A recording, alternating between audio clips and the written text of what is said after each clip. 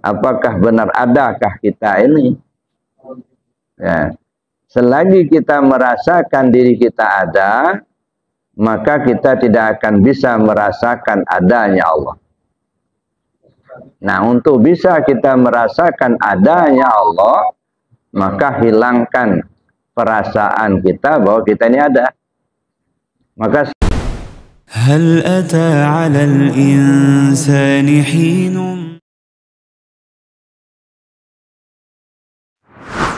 yang lalu kita banyak membicarakan tentang materi-materi kajian tauhid, dan saya pikir memang kita perlu untuk mendalami, memahami tentang kajian tauhid itu, karena itu pokok. Ya, dalam Islam kita mengenal ada dua bidang yang wajib. Pertama disebut usuliyah, yang kedua disebut furu'iyah. Kalau usuliyah itu artinya akidah. Kalau furu'iyah itu artinya syariah. Nah, jadi bagian dalam, bagian luar. Kalau bagian dalam itu usuliyah, akidah. Kalau bagian luar furu'iyah atau syariah. Nah, dua itu merupakan ajaran agama yang perlu kita pahami, kita amalkan. Tetapi yang menjadi pokok itu adalah usuliyah, akidah. Karena apapun yang bertentangan dengan akidah itu harus ditinggalkan. Amaliyah lahiriah tidak boleh bertentangan dengan akidah. Begitu juga yang lainnya, budaya lokal dan budaya lainnya itu yang kalau sudah bertentangan akidah itu harus ditinggalkan. Kenapa? Karena akidah kita yang diajarkan Rasul Sallallahu Alaihi Wasallam adalah akidah tauhid. Luar dari itu syirik. Kalau sudah syirik, dosa yang tak berampun. Innallaha la yaghfiru an yushraka bihi wa yaghfiru ma duna dzalika liman yasha. Allah tidak akan mengampuni dosa orang yang mempersekutukannya. Tetapi Allah ampuni dosa orang yang tidak mempersekutukannya bagi siapa yang Allah kehendaki. Nah, ini yang harus kita pahami dan halus-haluskan, karena namanya syirik itu Bapak Ibu ya sangat halus. Berapa waktu yang lalu pernah saya sampaikan apa kata Rasul SAW, syirik khafi itu yang sangat dikhawatirkan. Saya tidak khawatir dengan syirik jali, tetapi saya sangat khawatir dengan syirik khafi. Kalau syirik jali itu yang sudah nyata, jelas, yang sudah paham itu insya Allah tidak akan melaksanakan itu, tak akan tergelincir. Ya. Misalnya nyembah patung, nyembah batu, nyembah matahari, ya artinya ada sesembahan lain selain dari Allah. Itu yang syirik jali, syirik yang terang-terangan. Nah, bagi kita karena ini sudah nyata, ya insya Allah kita tidak akan tergelincir ke situ. Tetapi yang dikhawatirkan betul itu syirik khafi, itu yang dikhawatirkan betul. Karena kata Rasulullah SAW, yang namanya syirik khafi itu tidak ubahnya seperti semut hitam berjalan di atas batu hitam di malam gelap gulita. Ini tak terlihat sama sekali, tapi dia ada. Nah, ini yang perlu kita kaji lebih jauh supaya kita bersih daripada syirik itu. Merasa ada saja kita itu sudah syirik. Merasa ada saja kita. Merasa kita punya kuasa. Kita yakin Allah melihat, kita merasa kita juga melihat. Ada dua yang melihat. Kita yakin Allah mendengar, kita juga merasa kita punya pendengar. Itu juga sudah syirik. Itu yang makanya halus sekali. Nah, jadi oleh karena itu Bapak Ibu yang saya hormati, bagaimana kita ya menempatkan diri supaya tidak masuk dalam jurang syirik itu. Salah satu ajaran dari Rasulullah SAW itu adalah mutu qabla anta mutu. Matikan dirimu sebelum kau mati. Nah, ini jadi bagaimana kita duduk di tauhid supaya kita lepas daripada syirik tadi. Pertama itu tadi, mutu qabla anta mutu. Kita belajar mematikan diri kita dulu. Bagaimana mematikan diri? Nah, mati ini kan banyak macamnya, Pak. Ada namanya mati tabi'i, ada namanya mati hissi, ada namanya mati maknawi, ada namanya mati suri. Nah, itu kan banyak macamnya mati. Nah, kalau mati tabi'i itu artinya bersepakat zahir dan batin dengan zikir. Kalau batin kita ini kan zikir terus, Pak. Dia tidak pernah lepas dari zikir. Semenjak dia ditugaskan Allah masuk ke dalam jasad kita ini, tidak pernah berhenti dia zikir. Ya, kalau sampai berhenti dia zikir, dead kita. Ya. Jantung berdetak, ya itu bukan hanya sekedar berdetak, tapi zikir. Makanya kalau kita gunakan alat kedokteran, kita dengarkan detakan jantung, paling yang kita dengar dak duk, kan gitu. Tapi kalau kita bisa masuk ke dalam pendengaran batin, telinga batin yang mendengarnya bukan dak duk, ya, dia zikir Allahu Allah Allahu Allah kata ini. Ya. Kalau dia tidak zikir nggak bisa dia mengalirkan darah yang sekujur tubuh kita ini. Kita bisa bayangkan dari bawah bisa naik ke atas. Ya. Jadi batin kita itu dari awal mula ditugaskan, dia zikir terus tak pernah berhenti. Tetapi ketika jasad kita ini tidak mengikutinya, maka kita berdosa. Ya. Maka syariat itu dibuat untuk bisa mengimbangi batin. Jadi syariat itu dibuat atau dilaksanakan supaya yang zahir ini bisa mengimbangi yang batin. Kalau dia tidak bisa mengimbangi yang batin, maka dia berdosa. Nah, maka timbullah ada amaliyah syariat supaya yang zahir ini ringan mengikuti yang batin. Nah, jadi yang namanya mati tabi'i itu artinya bersepakat zahir dan batin dengan zikir. Nah, kita ini kan kadang yang di dalam zikir sendiri, yang di luar entah kemana. Belum sepakat. Ya. Maka yang namanya mati tabi'i itu artinya bersepakat antara zahir dan batin untuk berzikir. Zikirnya ya, dengan ismu zat. Nah, mati yang kita maksudkan di sini adalah mati maknawi. Ya, kalau mati suri itu mati rupa, bentuknya sudah mati. Ya, mata telah buta, telinga telah peka, telah tuli, mulut terkunci, ya jasad terbujur tak berbuat apa-apa. Itu mati yang sesungguhnya.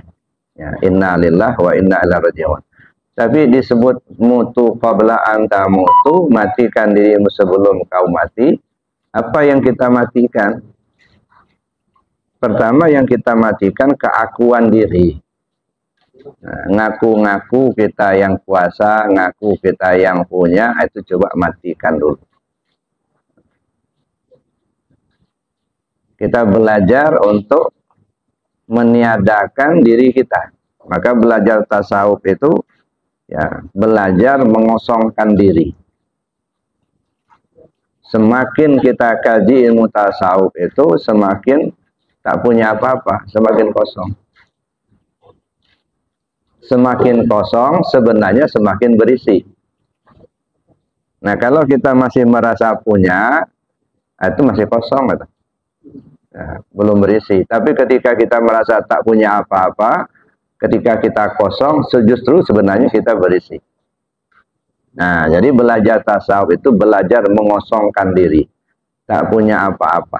Nah, Bapak Ibu yang saya hormati, ketika kita merasakan ada diri kita, ya, dari situ kita masih mendua, belum duduk di tauhid. Walaupun hanya selintas, kalau istilahnya, walaupun hanya sebesar zarrah terasa adanya kita, itu masih syirik. Nah, makanya sangat halus tadi. Nah, coba kita renung Bapak Ibu yang saya hormati. Kita ini sekarang ini ada, yang dulunya tak ada. Lalu kemudian Allah berkehendak, kemudian kita lahir melalui kandungan ibu kita. Jadi lahirlah kita di atas dunia ini. Yang pada saat itu kecil mungil, lalu kemudian besar, dewasa, jadi tua. Sehingga kondisi kita sekarang seperti ini. Ada yang masih gagah, seperti Pak Suryadi, masih gagah. Nah, ada yang sudah duduk aja nggak bisa lama-lama, kena asam urat. Ada yang kalau duduk terpaksa harus nyender gitu. Nah, inilah kondisi kita. Yang dulunya masih muda belia dulu. Nah, sebelum kita jadi orang tua seperti ini, gagah dulu. Ya, jangan dilihat Pak Suryadi tua kayak sekarang, itu gagah dulu. Muda dulu. Nah, ketika kita masih muda, katakanlah kita masih bujang. Nah, sebelum kita jadi bujang itu kita masih kecil. Masih anak-anak. Sebelum kita jadi anak-anak, dulu kita belum lahir, kita masih dalam kandungan ibu. Ya. Nah, di kandungan ibu itulah maka disebut dengan alam ajsam dalam kandungan ibu itu. Kenapa? Sudah mulai berjisim yang diri kita. Ini sebenarnya ini diri kita ini bukan ini. Ya. Yang diri kita itu adalah ruh kita itu. Diri kita yang sebenarnya atau yang disebut dengan ayan sabitah. Itulah diri kita. Nah, setelah selesai janin, nah, mulailah diri kita masuk menempati rumah yang baru. Ya. Ya, panafaktu fihi min ruhi, kata Allah. Kutiupkan ruhku. Nah, kita mulai menempati rumah baru. Setelah 120 hari, ya, kita berada kandungan ibu, maka kita menempati rumah baru, janin. Nah, maka disebut jisim. Kita sudah mulai berjisim di situ. Yang tadinya kita anak-anak, kemudian sebelum kita jadi anak-anak, kita berada dalam kandungan ibu itu. Nah, coba direnung lebih jauh. Nah, sebelum kita ada dalam kandungan ibu, kita ada di mana? Nah, ini dalam kajian alam 7, kita berada di alam misal. Alam misal itu apa? Kandungan bapak. Nah, jadi kita semuanya berada pada kandungan bapak, di sulbi bapak. Nah, itu yang disebut alam misal. Tapi sebelum kita berdiam diri dalam kandungan Bapa, ada di mana kita? Kita berada di alam arwah, alam ruh. Nah, yang ngumpul. Nah, di alam ruh itu kita belum ada laki, belum ada perempuan, belum. Adanya laki perempuan itu dalam kandungan ibu, maka disebut alam ajsam. Ya, baru berjisim di situ, laki atau perempuannya ditentukan di situ. Tapi di alam arwah itu belum ada laki perempuan. Nah, sebelum kita berada di alam arwah, itu ada di mana kita ini? Kita berada pada Nur Muhammad. Nah, jadi makanya kata Nabi, ana minallah wal alam minni. Saya ini dari Allah, alam semuanya ini dari aku. Nur Muhammad. Nah, sebelum kita ada pada posisi Nur Muhammad, kita ada di mana? Pada nur zat Allah. Nah, ke sana pulangnya. Oh, itulah diri kita sebenarnya. Sebelum nur zat Allah itu ada di mana? Zatul haq. Ana kanzan makhfiya fa uhibbu an u'rafa fa khalaqtul asya liya'rifuni. Saya ini perbendaharaan yang tersembunyi. Saya senang untuk dikenali. Lalu kujadikanlah makhluk ini supaya mereka kenal aku. Makanya saya sering katakan, tugas utama manusia hidup di atas dunia ini untuk mengenal Allah. Itu tugas utama. Jadi kalau kita tidak kenal sama Allah, berarti tugas kita belum selesai. Jadi bukan beribadah sebenarnya tugas utama kita. Tugas utama manusia itu adalah mengenal Allah. Saya ini, kata Allah, perbendaharaan yang tersembunyi. Saya suka untuk dikenali, lalu kujadikanlah makhluk supaya mereka kenal aku. Nah, makanya kita diciptakan oleh Allah supaya kita bisa mengenal Allah. Nah, ke sana arahnya. Nah, jadi coba kita kilas balik, ya. Ketika Allah ya ingin memperkenalkan dirinya, apa yang terjadi? Allah mentajalikan dirinya, menampakkan diri. Ditajalli itu kan bahasa Arab, bahasa kitanya menampakkan diri. Yang tadinya di ruang kosong, zat semata-mata, bahkan zat aja belum ada, yang ada aku, ya. Zat semata-mata, lalu kemudian zat mentajalikan dirinya menjadi nur zat. Dari nur zat, lalu beliau menciptakan Nur Muhammad. Nah, ini bahasanya menciptakan Nur Muhammad. Sebenarnya bukan menciptakan Nur Muhammad, menampakkan diri kali kedua. Kalau penampakan kali pertama, itu ada disebut dengan nuqtah satu. Itu disebut nur zat. Ada tapi tak kelihatan, belum ada. Lalu menampakkan diri lebih jelas lagi yang disebut dengan Nur Muhammad. Nah, dari Nur Muhammad itulah kemudian menampakkan diri lagi menjadi Ruh Muhammad. Nah, begitulah seterusnya hingga sampailah kita ke alam dunia yang fana ini. Jadi kalau kita coba menelusuri tadi, ya, siapa sebenarnya diri kita? Apakah benar adakah kita ini? Ya. Selagi kita merasakan diri kita ada, maka kita tidak akan bisa merasakan adanya Allah. Nah, untuk bisa kita merasakan adanya Allah, maka hilangkan perasaan kita bahwa kita ini ada. Maka selalu kita bertengkar terus dalam pikiran kita itu, kenapa begini, kenapa? Karena masih bercabang. Ya. Di satu sisi kita merasakan ada, tapi di sisi lain kita merasakan adanya Allah. Maka timbullah gejolak, pertengkaran. Nah, ketika ketiadaan diri kita yang ada hanyalah, tak ada bertengkar lagi. Ada. Kenapa? Karena sudah fokus ke yang satu. Nah, oleh karenanya Bapak Ibu yang saya hormati, menghilangkan diri atau mematikan diri. Artinya mematikan perasaan bahwa kita ini ada. Nah, coba kita misalnya kita ilustrasikan, ya. Sekarang ini kita hidup di atas dunia. Kita merasakan adanya kita. Adanya kita ini ada jasmani, ada ruhani. Ya. Nah, sekarang apakah kita punya rohani? Ada ruh apa enggak kita? Ada. Kalau kita punya ruh, dari mana kita dapat? Pernah bikin ruh? Pernah beli ruh? Pernah kita tanam? Enggak.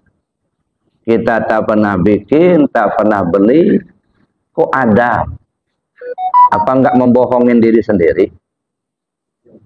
Ya. Ruh itu apa? Ruh itu kan kata Allah, "Fanafaktu fihi min ruhi." Kutiupkan ruhku. Ruhnya siapa itu? Nah, ruhnya Allah, bukan ruh kita. Nah, inilah satu kesalahan dalam beriktikad. Ruhnya Allah ngaku-ngaku punya kita. Ini satu, kan? Nah, padahal itu punya Allah, tapi kita akui itu punya kita. Saya pinjamin motor sama Pak Suryadi, malah dijual. Karena merasa punya dia. Maling namanya. Nah ini, nah bagaimana kita menghilangkan perasaan kita bahwa kita itu ada. Bahwa kita punya ruh. Ruh bukan punya kita, ruh punya Allah. Itu satu. Jadi mematikan pengakuan kita itu. Meniadakan perasaan bahwa kita itu ada. Ya. Itu ruhnya Allah. Ruh itu siapa? Ruh itu sebenarnya. Qulir ruh min amri rabbi. Katakan, hai Muhammad, bicara tentang ruh itu urusan Tuhanku. Jadi sebenarnya istilahnya itu ruh, istilahnya gitu kan. Tapi seperti apa sih ruh itu? Hayat. Maka ruh kita ini ketika dia menghidupkan, kita disebut nyawa. Kata kita, itu ya. Ketika fungsi ruh tadi menghidupkan, kita sebut nyawa namanya. Tapi ketika dia memahami, hati namanya. Ketika dia membedakan mana yang hak, mana yang batil, mana benar, mana salah, akal namanya. Ya ruh itulah. Nah makanya adanya ruh itu, adanya nyawa itu menerbitkan sifat yang lain. Ada kodrat, ada iradat, ada sama, ada basor, ada kalam. Itu kenapa? Karena ada ruh tadi. Kalau begitu ruh itu siapa itu sebenarnya? Nah, kalau dalam istilahnya fanafaktu fihi min ruhi, kutiupkan ruhku. Nah sekarang kita ambil contoh. Ambil contoh nih. Katakanlah ini lembaga Adam. Ya, tubuh Adam. Yang baru dibuat, belum punya nyawa. Tergeletak sekian tahun. Kehujanan, kepanasan, kedinginan, tergeletak sekian tahun. Ini sudah berbentuk. Ya. Kepala sudah ada, mata, telinga, hidung, mulut, jadi semua, tangan, kaki, pokoknya lengkap. Ini nih, lembaga Adam. Ketika dia masih terbujur seperti itu, kalau ditanya, siapa kamu? Kira-kira bisa jawab nggak? Nggak bisa jawab, karena dia masih berupa lembaga. Fanafaktu fihi min ruhi. Kutiupkan ruhku, kata Allah. Jangan kita bayangkan kutiupkan itu kayak kita niup balon. Ya, artinya kujadikan Adam itu menjadi hidup. Nyawa namanya. Nah, sekarang ruh itu sudah kumasukkan ke dalam lembaga Adam. Menjadi hiduplah si Adam. Ketika dia sudah hidup, kalau ditanya, kamu siapa? Dia menjawab, oh saya Adam, kata dia. Karena dia sudah hidup. Coba dia renung. Yang ngejawab itu siapa? Ya. Tadi belum ada ruhnya, nggak bisa jawab. Siapa kamu? Diam dia. Nggak bisa ngomong. belum ada ruhnya. Fanafakhtu fihi min ruhi, kutiupkan ruhku, katanya. Ruhnya siapa itu? Ruhnya Allah. Lalu ruhnya Allah menghidupkan Adam. Nah, ketika dia sudah hidup, ditanya, kamu siapa? Saya Adam, kata dia. Nah, kira-kira yang menjawab itu siapa? Nggak usah dijawab. Ya. Cukup dipahami saja di hati. Tadi belum ada ruh, dia nggak bisa ngomong. Setelah kutiupkan ruhku, kata Allah, ruhnya Allah. Lalu dia menjawab. Berarti yang jatuh Allah itulah. Nah, kira-kira bapak-bapak ini, kalau nggak ada ruhnya bisa jawab nggak? Nggak bisa. Nah, sekarang kan kalau ditanya siapa kamu, pasti dia bisa jawab. Yang jawab itu siapa? Apa Sulyadi yang jawab? Nah, di situ kita coba merenung, Bapak Ibu. Bagaimana mungkin kita mengatakan, oh saya kuasa, saya hebat, saya punya ilmu. Lah, bisa hebat nggak kalau nggak ada ruhnya? Enggak. Malah dikuburin kawan. Ruh itu ruh siapa? Ruhnya Allah. Nah, kalau begitu yang hebat siapa? Ya Allah. Makanya hilangkan dulu keakuan diri kita. Hilangkan bahwa kita ini pandai, bahwa kita ini kuasa. Hilangkan bahwa kalau kita ini melihat, mendengar. Nah, ketika itu sudah hilang dari perasaan kita, dari keakuan kita, maka yang ada hanya Allah semata. Jadi Bapak Ibu yang saya hormati, maka disitulah fungsi kalimat la ilaha illallah. Mentahallikan, dan mentajallikan. Nah, kita ambil contoh lagi, yaitu mendekatkan paham. Ada rasa singkong, Ya. Bagi yang sudah pernah mengalami makan singkong kan tahulah dia rasa singkong. Rasa singkong itu ada. Tapi di mana kita mendapatkan rasa singkong? Nah, lalu kemudian dia memunculkan, tumbuhlah satu batang yang namanya singkong. Nah, setelah tumbuh satu batang yang namanya singkong, nah banyak ada daun singkong, ada batang singkong, ada isi singkong. Nah, yang singkongnya yang mana? Kalau ditunjukkan batang itu batang singkong. Ditunjukkan daun, nah itu daun singkong. Ditunjukkan isi singkong. Yang singkongnya yang mana? Nah, yang singkongnya itu adalah rasa yang ada pada batang itu. Sehingga timbullah rasa daun singkong, rasa isi singkong. Nah, sekarang kita fokus ke isinya saja. Rasa isi singkong. Ya. Nah, kita ambillah. Ya, rasa itu ada pada isinya. Artinya apa? Rasa singkong itu menampakkan diri pada isi. Jadi sebenarnya yang ada, yang kita nikmati kan rasanya, rasa singkong. Tapi rasa singkong itu menampakkan diri pada isi singkongnya. Nah, ketika kita rebus, maka kita sebut singkong rebus. Pada singkong itulah. Ketika kita parut, lalu kemudian kita bundal-bundal diisi combro, nah, kita goreng itu apa nama itu? Combro namanya. Lalu kita kasih gula, udah beda lagi namanya. Pada itulah singkong itulah sebenarnya. Mampu nggak kita melihat singkong dari berbagai macam jenis olahan tadi? Ini combro, ini misro, ini singkong goreng, ini singkong rebus. Ada lagi yang ditumbuk, lalu kemudian ketuk. Nah. Ya singkong itulah. Bagaimana kita melihat dari berbagai bentuk yang dibuat tadi adalah singkong. Ini yang disebut syuhudul wahdah fil kasrah. Pandang satu dalam banyak.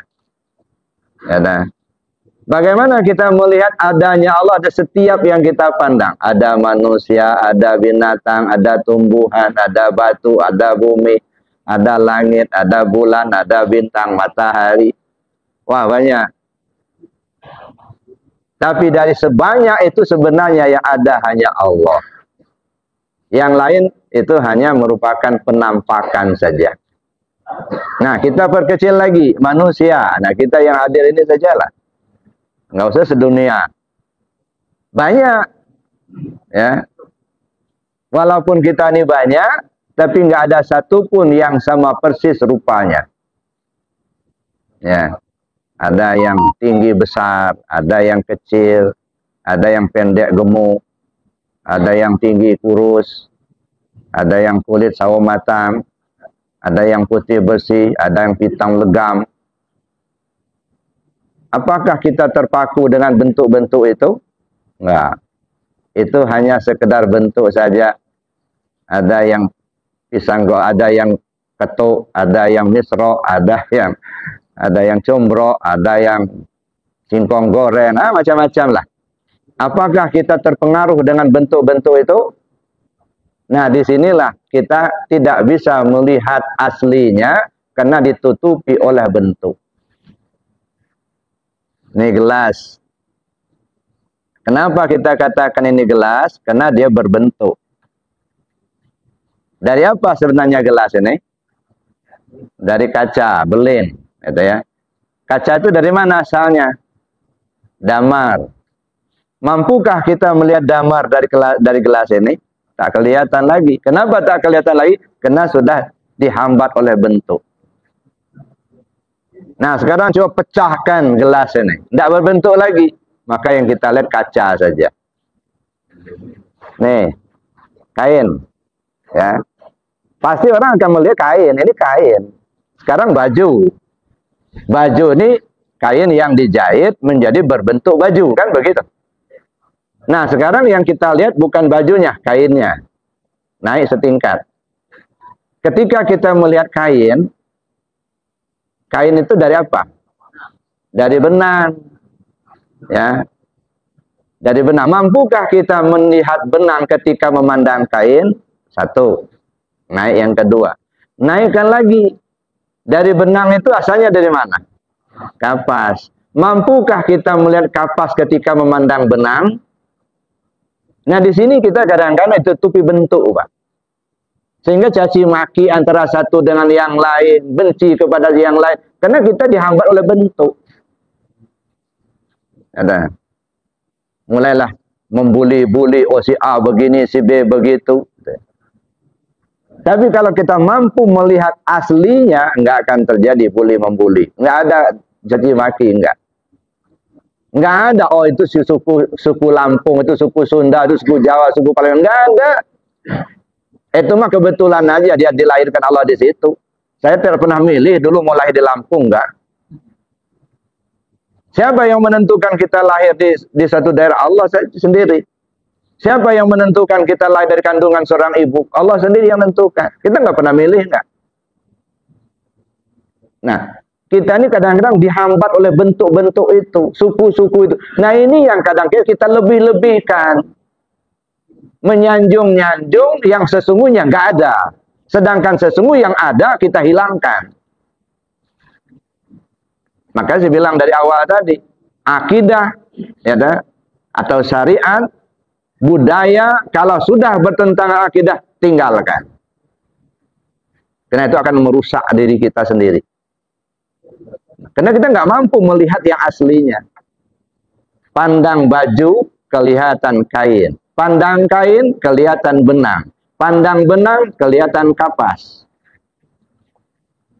Nah, asalnya dari kapas. Nah, ini Bapak Ibu yang saya hormati, itu duduk di tauhidnya. Ya. Sekarang kita melihat, benarkah kita punya penglihatan? Perasaan kita, iya, kita ini melihat. Tapi dari mana kita dapat? Allah yang ngasih. Kalau Allah yang ngasih berarti punya siapa itu? Punya Allah. Nah, kalau Allah yang punya, kira-kira kita masih punya enggak?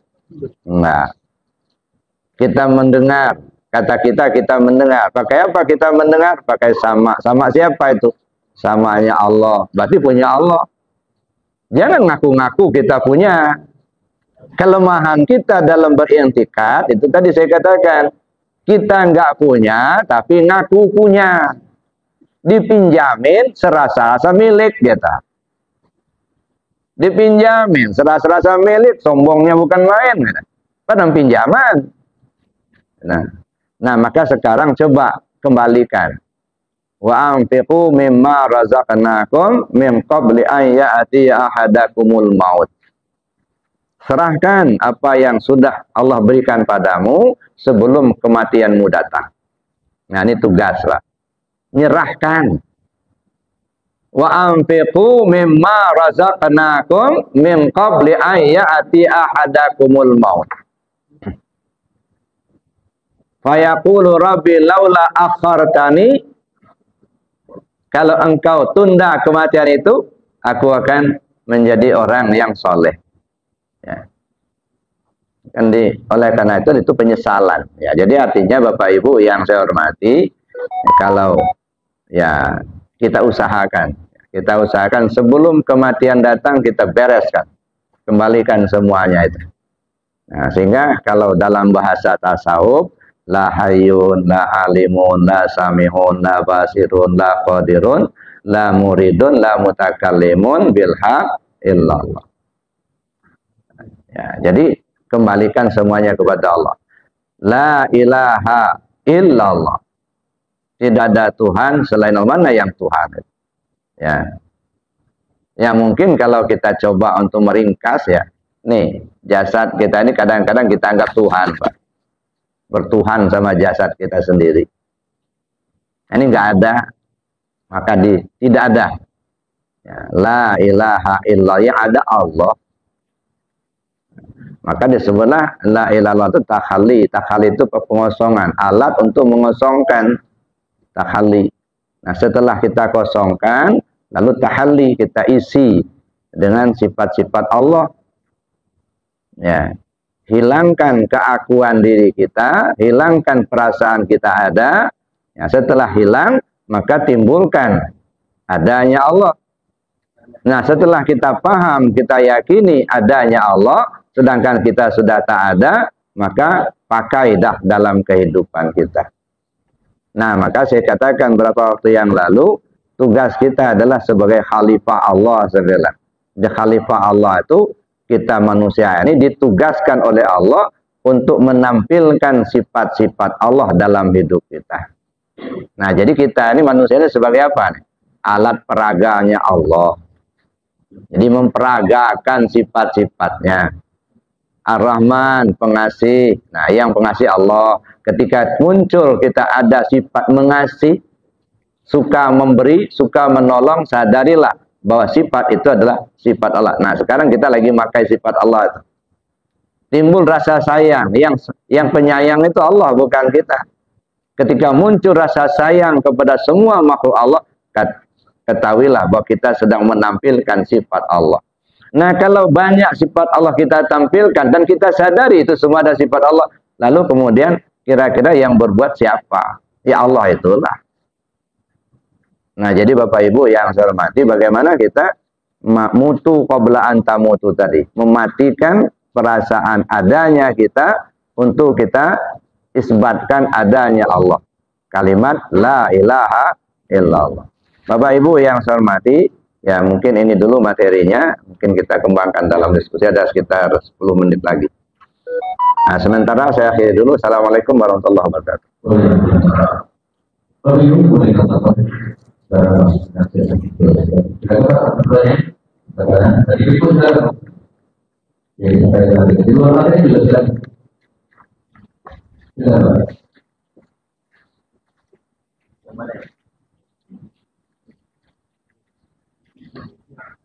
Assalamualaikum warahmatullahi wabarakatuh. Waalaikumsalam.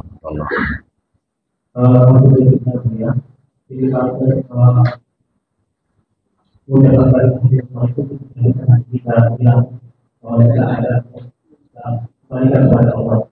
Itu bagaimana nanti kita terlatih agar fokus kita seperti itu. Nah, makanya karena tidak sadarkan kita melakukan bahwa belum dan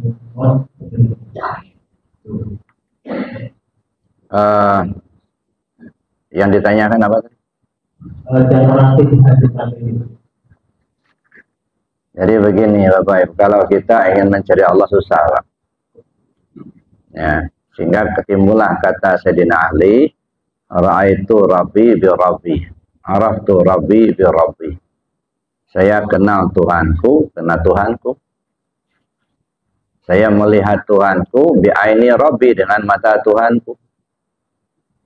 Nah, jadi artinya pertama intensifkan zikirnya. Itu pertama, supaya terbuka hati kita itu sehingga nur qalbinya mulai memancar keluar. Jadi nggak cukup dengan paham saja, Bapak. Ya, paham saja, mungkin kita paham pada pemikiran tetapi belum masuk ke dalam hati. Nah, maka dua-duanya intensifkan zikir. Ya, mulai dari zikir jaharnya, zikir khafinya. Jangan dianggap zikir itu hanya tambahan, bukan. Jadikan dia sebagai pokok. Ya. Jadi kita lebih intensifkan lagi zikirnya, diperbanyak zikirnya, zikir jaharnya, zikir khafinya. Dari situlah nanti Allah beri petunjuk.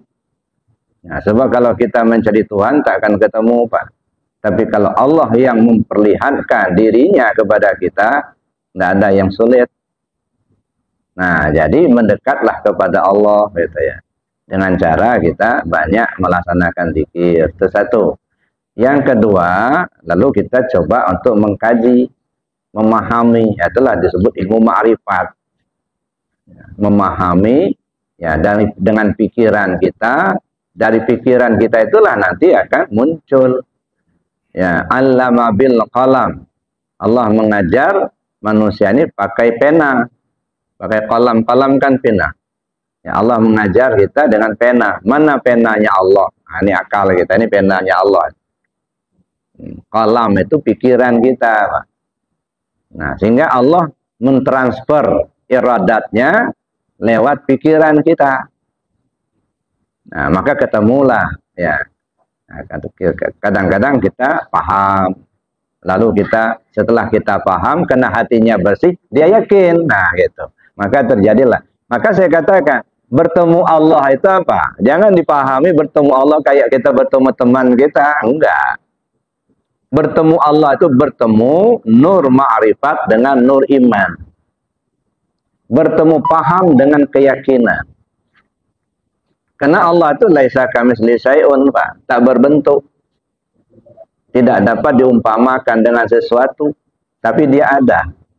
Jadi kalau disebut bertemu Allah, itu artinya bertemu paham dengan keyakinan. Sekarang kita sudah paham apa belum? Kalau sudah paham, sudah yakin apa belum? Maka saya sebut bertemu nur ma'rifat dengan nur iman. Itu bertemu Allah. Maka saya katakan, kalau nggak ketemu Allah di dunia ini, nggak ketemu Allah di sana. Ya, jangan dipahami bertemu Allah kayak kita bertemu teman kita. Ya, paling di akhirat bertemu Rasul, ya, junjungan kita. Ya. Kalau bertemu Allah dari sekarang. Ya, kalau nggak ketemu Allah sekarang, ya sana nggak bakal ketemu. Allah itu nama, alif, lam, ha, nama, sebutan. Apakah kalau tidak disebut Allah, lalu Allah itu nggak ada? Enggak, tetap ada. Sedunia ini orang nggak ada yang nyebut nama Allah, Allah itu tetap ada. Gitu. Nah, oleh karena itulah maka yang namanya ketemu itu bertemu paham dengan keyakinan, bertemu nur ma'rifat dengan nur iman. Kapan? Sekarang. Makanya kata Allah, "Man kana fi hadi a'ma wa huwa fil akhirati a'ma wa adalla sabila." Siapa orang yang buta tentang Allah di dunia sekarang ini, di akhirat pun dia buta dan akan menempuh jalan sesat, gitu. Maka saya katakan kalau tak kenal Allah sekarang, di sana nggak bakal kenal. Nggak ketemu Allah sekarang, di sana nggak bakal ketemu. So Allah itu bersifat baqa, Pak. Baqa itu artinya kekal. Kekal itu nggak berubah. Bagaimana Allah itu sekarang di dunia, di akhirat ya beginilah, nggak berubah-berubah, enggak. Jangan dikira kalau sekarang laisa kamitslihi syai'un, lalu nanti di akhirat itu menampakkan diri kayak kita ketemu teman kita, enggak. Katanya Allah itu laisa kamitslihi syai'un, ya, walam yakul lahu kufuwan ahad, tak satu pun yang menyerupai dia, tapi dia ada. Nah, jadi oleh karena itu ya kita perlu memahami terlebih dahulu, yaitu dua langkah itu. Pertama, perbanyak zikir. Yang kedua itu pahami kajian. Dua itu. Ya, untuk ya, kenapa kita terus selalu ragu-ragu itu? Karena kita merasa ada tadi. Nah, kita merasakan kita punya akal, kita punya pemikiran. Ya, itu perasaan kita aja. Padahal itu akal itu siapa yang membolak-balikkan akal? Ya Allah itu. Ya. Kata kita ini hasil pemikiran saya, bukan itu. Itu karena Allah menampakkan ya pada pikiran kita, menunjukkan lewat pikiran kita. Sebenarnya yang beribad itu ya Allah itulah. Nah, kita ini kadang-kadang merasa kuasa, merasa hebat karena merasa kita yang punya. Nah, di situ kita masih duduk di syirik itu tadi. Ya. Nah, masih ada yang lain. Ya.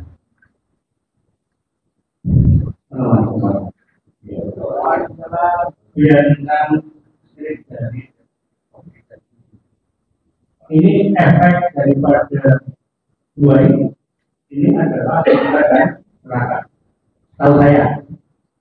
Nah, sekarang pertanyaannya adalah, kalau bangsa Indonesia ini yang 200 juta, ini masih mengandalkan kepada kekuasaan dan sebagainya. Apakah ada hubungannya dengan yang mengatakan umatku terpecah menjadi 73, yang satu masuk surga, yang 72 masuk. Nah, ini apakah ada hubungannya? Assalamualaikum. Ya, salah. Sudah jelas kan. Pecah 73, yang satu masuk surga, 72 masuk neraka. Ya, kita nggak perlu tahu mana yang masuk neraka itu. Yang perlu kita cari yang masuk surga itu yang mana. Ya. Kalau mencari yang masuk neraka, pening kita Pak. Kebanyakan. Ya. Cari aja yang masuk surga itu yang mana itu. Ada. Jadi Bapak mau masuk surga ada ya. Surga itu apa sih? Kenikmatan. Surga itu kan kenikmatan. Ya. Makanya itu bukan tujuan. Itu rahmat Allah. Maka tujuan kita kembali ke Allah. Itulah surga yang sesungguhnya. Surga yang hakiki itu kenikmatan yang tinggi, kenikmatan yang sesungguhnya kembalinya di kita ke Allah. Itulah kenikmatan yang hakiki. Bukan yang banyak bidadarinya. Ya. Jadi surga itu artinya kenikmatan. Nah, kenikmatan itu siapa yang ngasih? Ya Allah yang ngasih. Nggak usah kita sampai nunggu mati dulu Pak. Sekarang aja kan kita bisa rasakan kenikmatan itu. Ini meja penuh makanan. Ada ayam goreng, ada rendang padang, ada sop, macam-macam lah. Banyak kan makanan enak. Tapi masalahnya kitanya merasa enak makan apa enggak? Nah. Makanan, banyak makanan enak, cuman kitanya merasa nggak enak makan. Apalah artinya makanan enak?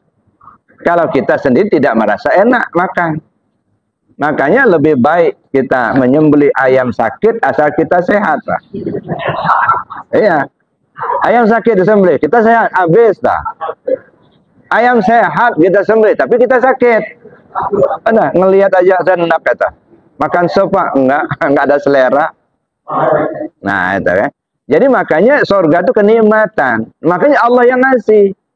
Makanan enak belum tentu kita merasakan enak makan. Nah, makanannya bisa kita beli, bisa kita buat, tapi merasakan enak makan itu rahmat Allah. Kasur empuk kita bisa beli. Ya, tapi nikmatnya nyenyaknya tidur, nah itu nggak bisa dibeli. Nah, obat kita bisa beli.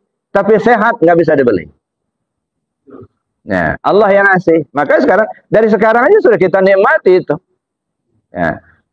Cuman mungkin ya maka disebut surga itu bertingkat.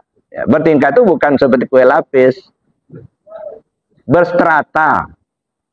Ya, mungkin kenikmatan orang yang kaya raya itu belum nikmat kalau belum penuh meja. Ya, walaupun kadang-kadang nggak semuanya dimakan. Tapi kenikmatan orang yang sederhana nggak penting sepenuh meja itu. Cukup ya ikan bakar, ikan asin bakar, kemudian nasi putih. Yang penting perut lapar. Nikmat. Maka sayur yang paling nikmat itu lapar. Kalau kenyang Pak, walaupun banyak makanan, nggak enak juga. Maka sayur yang paling enak itu lapar. Jadi itu Pak.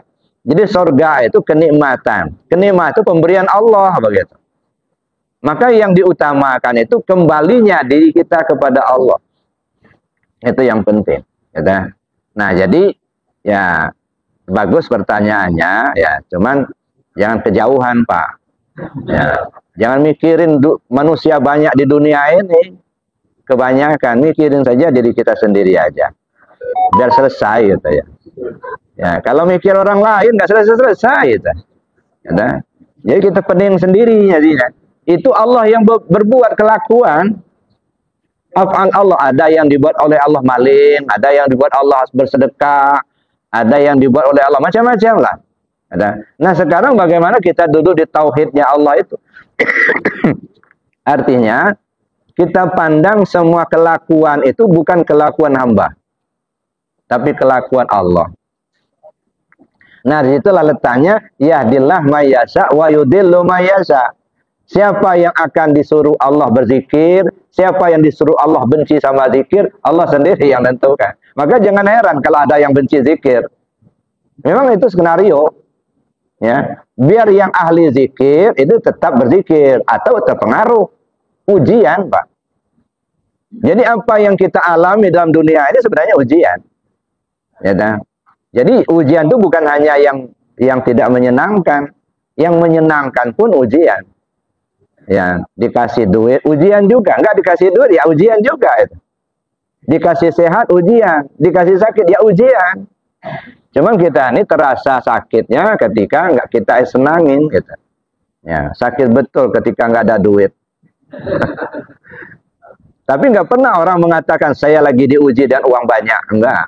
Tapi alhamdulillah uang saya banyak. Ya. Tapi begitu enggak punya duit, waduh lagi diuji benaran. Masya Allah. Padahal dua-duanya ujian. Banyak duit ujian, tidak punya duit ya ujian, itulah. Ya. Jadi yang kita lihat itu bukan senang dan tidak senangnya, bukan baik dan buruknya. Yang dilihat itu adalah af'al Allah. Allah memperagakan af'alnya lewat hambanya. Nah, bagaimana kita itu yang disebut tauhid af'al, Pak. Ya. Kita melihat semua perbuatan hamba bukan perbuatan hamba tapi perbuatan Allah. Ya, baik atau buruknya yang terjadi atau yang kita alami itu adalah perbuatan Allah. Nah, kenapa perbuatan Allah? Ya, kenapa makhluk nggak punya kemampuan untuk berbuat? Yang punya kemampuan kan Allah. Nah, cuman masalahnya kenapa kok digerakkan Allah untuk berbuat jahat? Nah, ini hati-hati. Si anu itu digerakkan Allah untuk maling. Nah, kenapa digerakkan maling? Sangat boleh jadi ada hal-hal yang ingin ditampilkan Allah. Bisa Allah ingin menghukum yang bersangkutan, bisa Allah ingin memberikan sesuatu yang lebih berharga, dan lain sebagainya. Kenapa kok Allah gerakkan orang itu berjudi? Kan Allah yang menggerakkan. Sangat boleh jadi karena ada harta orang lain yang tersimpan di situ, Allah ingin mengambil, habis hartanya. Ada. Ya makanya ya, di dalam Al-Quran kan jelas, wallahu khalaqakum wa ma ta'malun.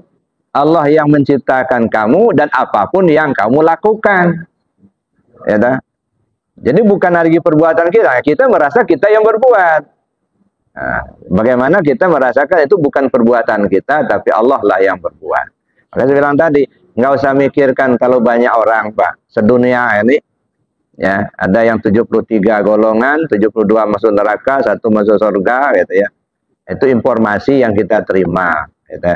Nggak usah ditelusuri siapa-siapa yang masuk neraka. Gitu. Pening pula kita nanti. Nah, cuman kira-kira arah untuk masuk surga itu seperti apa? Nah, diri kita sudah mengarah ke sana apa belum? Itu aja kan. Ya, arah untuk masuk surga itu seperti apa, gitu ya. Nah sekarang diri kita sendiri sudah mengarah ke sana apa belum? Itu aja. Saya kira itu Pak ya. Ya ada yang lain silakan. Ya. Ya.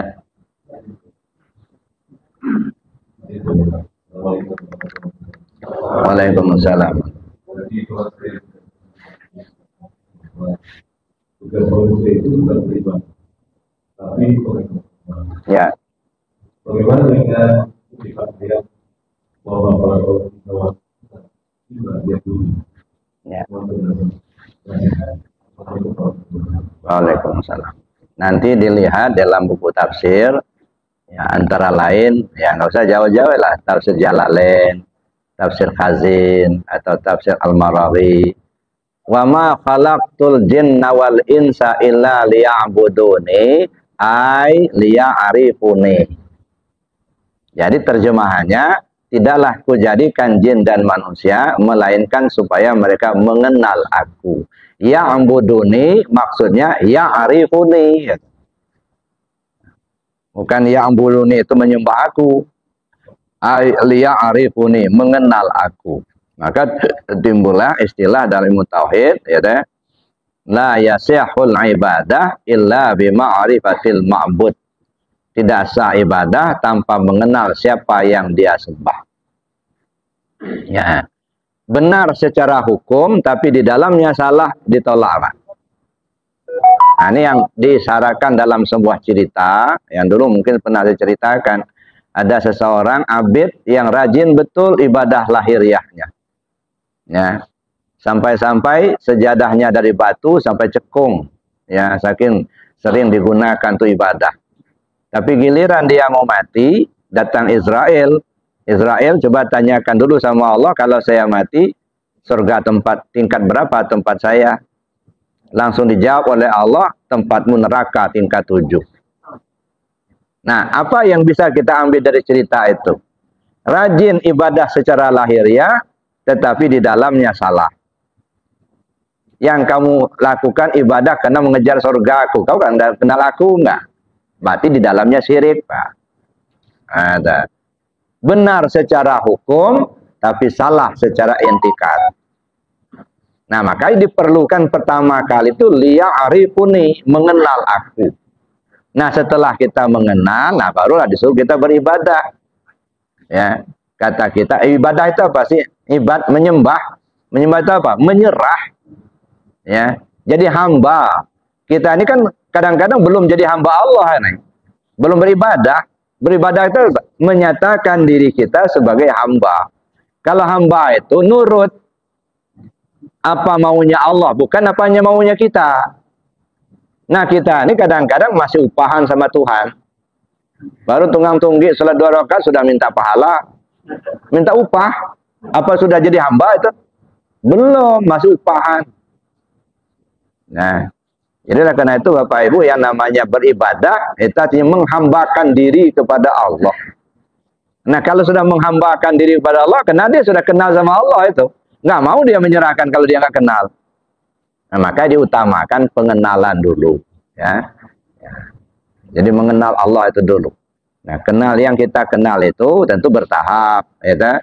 Ada kenal nama, kenal sifat, kenal af'al, kenal zat. Ya, ketika kita menyatakan ada sesuatu, ini ada. Nah, yang namanya wujud kan ada. Kita ambil satu contoh, ini ada. Gelas ini kan ada. Namanya apa? Grand. Itu nama. Mana sifatnya? Bentuk. Bulat, agak kecil di bawah, besar di atas. Itu sifat. Namanya grand, sifatnya bulat. Mana af'alnya?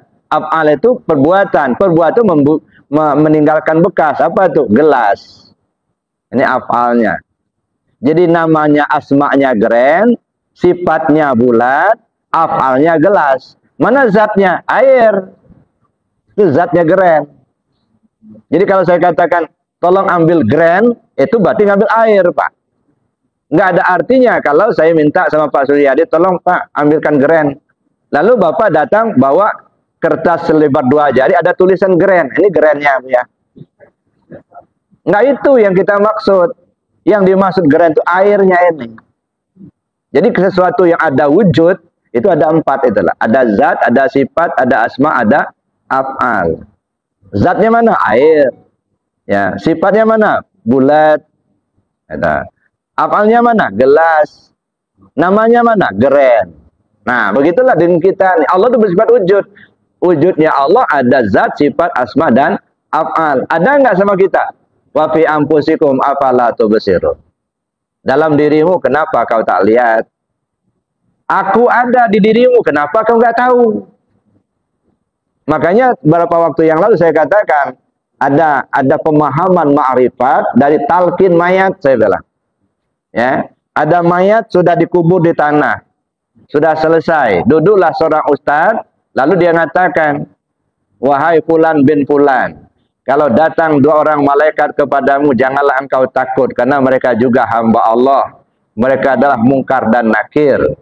Kalau mereka bertanya kepadamu, siapa Tuhanmu, siapa nabimu, siapa imammu, kemana kiblatmu, siapa saudaramu, jawablah dengan lisan yang fasih. Allah Tuhanku, Muhammad nabiku, Baitullah kiblatku, Al-Quran imamku, kaum muslimin muslimat saudaraku." Kapan? Ketika jenazah sudah dikubur. Ya kan? Jenazah yang mana?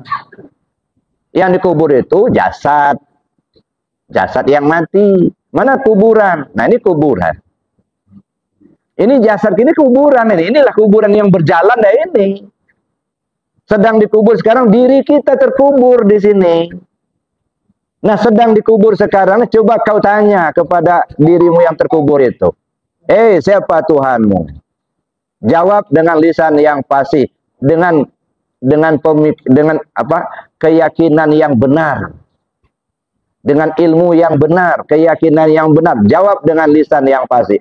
Allah Tuhanku. Sekarang tanya, kau sudah bertuhan sama Allah? Kau sudah kenal sama Allah Tuhanmu itu? Kau sudah ketemu dia? Belum. Nah, kenapa kau bertuhan sama Allah Tuhanmu itu? Makanya Allah perintahkan, irji'i ila rabbiki. Kau kembali ke Tuhanmu. Jangan kembali ke Tuhan orang lain. Kembalilah kau ke Tuhanmu. Cari Tuhanmu itu di diri sini. Ya, nah. Susah-susah, payah-payah mencari bilah-bilah ada dalam bulu. Payah-payah mencari Allah, Allah ada pada tubuh. Ngapain kita cari Tuhan jauh-jauh, Pak? Kenali dulu ini. Makanya kita nggak kenal sama Allah, nggak kenal sini. Ilmu banyak, amaliyahnya banyak, tapi dirinya sendiri nggak kenal dia. Bagaimana dia kenal Tuhan? Paling dia kenal Tuhan namanya. Siapa Tuhan Allah? Nama. Siapa yang punya nama itu? Cari dia. Wa fi anfusikum afala tubsirun. Wa huwa ma'akum aina ma kuntum. Allah bersama kamu dimanapun kau berada. Itu nggak susah-susah cari Allah itu mah. Ada diri kita sendiri. Makanya saya bilang tadi, nggak usah mikirin orang lain, pikirin diri sendiri. Kita ini kan nggak ketemu-ketemu apa. Orang lain yang kita pikirin. Ya, diri kita sendiri nggak kita pikirin kita. Kayak dulu pernah saya cerita, ada jamaah nanya ke saya bilang, Buya katanya, tetangga saya seorang kiai, tapi anaknya nggak sholat. Menurut Buya gimana? Ngapain nanya sama saya? Anak orang kok tanya sama saya, tanya sama dia, bapaknya. Ada. Ya ini yang nggak benar itu. Coba pikirin di sini. Kalau bapak bertanya, saya bilang, Buya, saya ini sudah dari kecil sudah sholat, tapi sampai tua begini belum khusyuk. Gimana cara? Nah ini penting saya jawab. Tapi kalau nanya anak orang nggak sholat, ngapain? Habis-habis waktu aja. Nah ini yang kadang-kadang kalau bahasa baik kamu nak kojo-kojo, ada bukan urusan kita urusin kita. Apa nggak pening pala ada. Ya masih ada. Silakan. Assalamualaikum. Waalaikumsalam warahmatullahi wabarakatuh.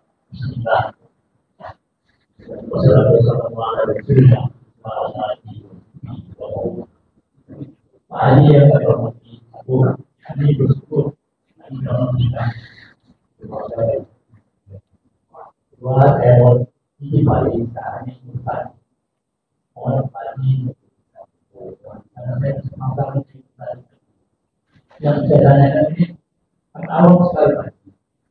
Satu, bagaimana cara berdoa? Kemudian bagaimana batasan berdoa? Sebab ini mohon maaf lagi. Saya berpengalaman lagi. Keluarga saya sampai maka tahu-tahu Lalu saya lagi, akhirnya saya lagi kesimpulan. Allah.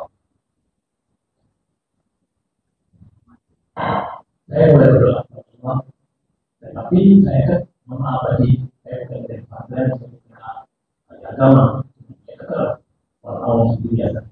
Dan doa itu menurut saya harus dilakukan. Karena ini kalau dalam santai, kita awal-awal. Nah, jadi saya jalan itu sampai pada pagi. Nah, ini saya mohon menjelaskan pagi bagaimana doa yang pagi, kemudian atas doa itu bagaimana. Terima kasih. Assalamualaikum warahmatullahi wabarakatuh. Waalaikumsalam. Di dalam Al-Quran disebut ud'uni astajib lakum. Kamu berdoa, aku yang perkenankan. Ya, jadi setiap doa kita itu ada 3 kemungkinan, Pak. Pertama, dikabulkan langsung. Apa yang kita minta langsung dikabulkan oleh Allah. Tujuannya menguji kesyukuran kita kepada Allah. Kita bersyukur enggak? Ada ya. Satu. Yang kedua, ditunda. Kita orang tua berdoa, terkabulnya sama anak. Nah, kan tertunda itu. Atau kita berdoa sekarang, sekian tahun yang akan datang baru terkabul. Ini menguji kesabaran kita. Jadi kalau dikabulkan langsung, menguji kesyukuran. Bersyukur enggak sama Allah? Nah, kalau ditunda, menguji kesabaran enggak kita? Ya, masih percaya sama Allah apa enggak? Gitu. Ada yang ditolak, tidak dikabulkan sama sekali, menguji keyakinan kita kepada Allah. Masih yakin enggak kau sama Allah? Gitu ya. Jadi kalaupun kita berdoa sebenarnya, Allah lah yang berkehendak apa dikabulkan atau tidak. Jadi kalaupun doa kita terkabul, bukan karena pintar kita ngajukan proposal sama Tuhan. Ya, bukan karena doa kita, bukan. Karena Allah berkehendak untuk menyembuhkan. Nah, kita hanya bergantung ke Allah saja. Makanya kalau terkabul, kita syukuri. Kalau belum terkabul, ya kita sabar. Kalau nggak terkabul sama sekali, kita yakin nggak sama Tuhan? Ada. Nah, disinilah kita. Jadi kalaupun terkabul, jangan pula kita merasa oh saya pintar berdoa gitu ya, enggak. Ya. Jadi sebenarnya kembali kita wallahu khalaqakum wa ma ta'malun. Allah menciptakan kamu apapun yang kamu perbuat. Jadi sebenarnya kalaupun terkabul bukan karena doa kita, tetapi karena Allah berkehendak untuk memberi. Nah, itu ya. Jadi saya kira itu Pak ya. Jadi batasannya itu kembali ke Allah. Ya, dikabulkan atau tidak dikabulkan, jangan lepas pegangan kepada Allah. Ya, ada kadang-kadang kita, saya kira kena santet, itu mah kena asbab saja itu Pak. Jangan terlihat santetnya, nggak ada yang bisa membuat sesuatu kecuali Allah yang mengizinkan. Sangat boleh jadi sebabnya macam-macam. Ada sebabnya mungkin disantet orang, ada sebabnya kena masuk angin, ada sebabnya kena salah makan, itu mah asbab itu. Ya, jadi kita jangan terpaku dengan asbab Pak, ya, tetapi kita langsung ke Allah. Ini Allah lah yang menguji kita. Maka kita tidak perlu tahu siapa yang menyantet, siapa yang berbuat, tidak usah. Walaupun ada orang tukang santet, yang menggerakkan tukang santet siapa? Allah juga. Alangkah banyaknya orang yang disantet oleh tukang santet tapi nggak kena. Karena Allah nggak izinkan. Nah gitu. Jadi kita jangan lepas pegangan kita ke Allah. Apapun sebabnya. Ya, nah ketika kita berdoa terkabul, nah kita syukuri. Ya, la in syakartum la azidannakum. Kalau kamu syukuri, nanti ku tambah nikmatku kata Allah. Tapi kalau tertunda, kita sabar. Ya, tak ada yang bisa bersabar kecuali bersama Allah. Innallaha ma'as sabirin. Hanya orang bersama Allah yang bisa sabar. Nah, yang ketiga kalau tidak dikabulkan itu nguji keyakinan kita sama Allah. Masih percaya sama Tuhan apa enggak? Nah, ini bahaya nanti. Bisa lepas pegangan itu. Nah, itu Pak. Jadi batas berdoa itu tidak ada batasnya. Silakan berdoa semampunya.